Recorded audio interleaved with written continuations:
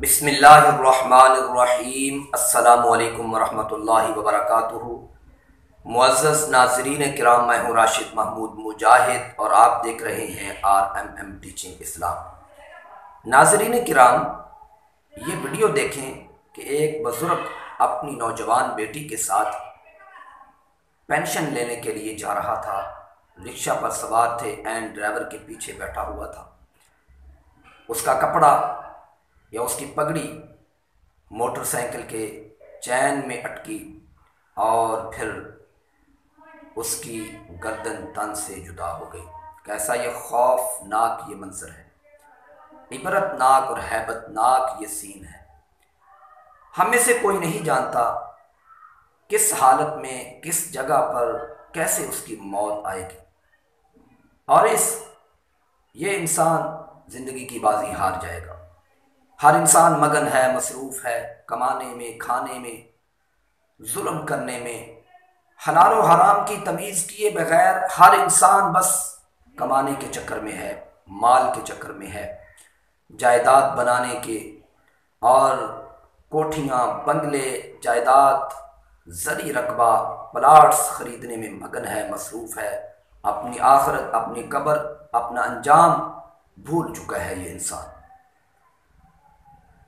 اور موت کی فکر کیے بغیر، تیاری کیے بغیر بس اسی مصروفیت میں مشغول ہے کہ کہاں سے پیسہ آئے، کہاں سے مال کمائے۔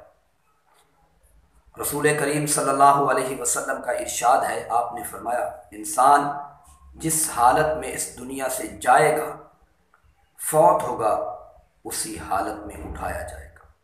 موت جس حالت میں آئی، سجدے کرتے ہوئے آئی تو سجدہ کرتے ہوئے اٹھا جائے گا، اور اگر تلاوت کرتے ہوئے موت آئی تو تلاوت کرتے ہوئے ہی اٹھے گا۔ ہر انسان کو چاہیے کہ وہ اپنی زندگی کو خوبصورت بنائے۔ خوبصورت کیسے بنے گی؟